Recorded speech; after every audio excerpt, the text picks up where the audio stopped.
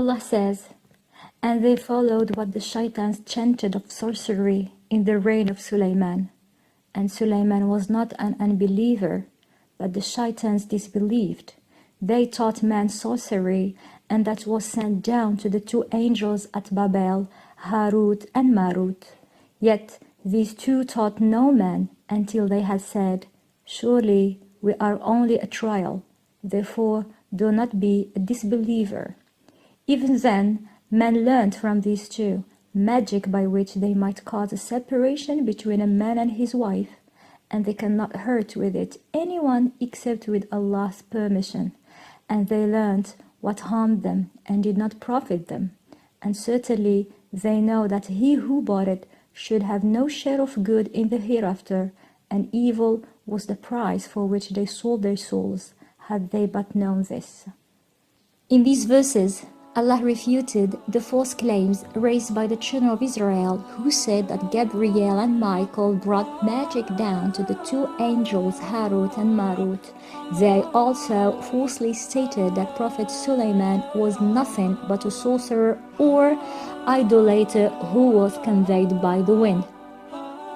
How did the news of Prophet Sulaiman being a sorcerer spread amongst people?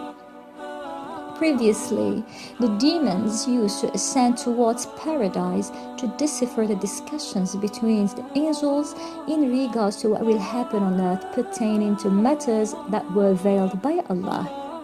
They would disseminate the news to the soothsayers, and the soothsayers would then pass on the news to the general population, who took the information to be relevant, valid, and authentic. These tactics were used by the devils to lure in the soothsayers, and they soon began to manipulate the dialogues in an attempt to mislead the masses. The general population recorded these so-called truths in a few books, and before long, the children of Israel started to believe that the jinns know matters of the unseen, and lost faith in the fact that only Allah holds the supreme power of what lies in the hidden. Fortunately, when Prophet Sulaiman was sent as a prophet, he summoned all these books and buried them under his authority. Any devil that desired access to the vault was thus burnt. When Prophet Sulaiman passed away, and the knowledgeable researchers and scholars who knew about the reality about Prophet Sulaiman also died, another era was born. The devil disguised himself as a human and whispered to some of the children of Israel, "Should I lead you to a fortune that you will never have the capacity to go through?" Lust tainted their eyes, and they, the children of Israel, said, "Yes." He, the devil, stated, "Dig under this throne," as he escorted them to the throne of the Prophet Sulaiman. "Come closer," the children of Israel iterated. He, the devil, stated, "No, I will just wait for you here, and if you do not find the treasure, then kill me." They dug and found the hidden books of Satan, that Satan said to them. Sulaiman manipulated the humans, devils, and birds with his magic. From that point onwards, the false news that Sulaiman was a magician spread amongst the masses, deceiving the children of Israel again, who embraced these books. Opinions on the arrival of black magic. There are many controversial opinions regarding how black magic came into this world. Some say that Prophet Sulaiman, before attending the call of nature, gave his ring to a woman named Al-Jarada. Satan took advantage of this opportunity and disguised himself as Prophet Sulaiman, taking the ring from the woman. Later, when Prophet Sulaiman came to take his ring back, the woman accused him of being an impostor.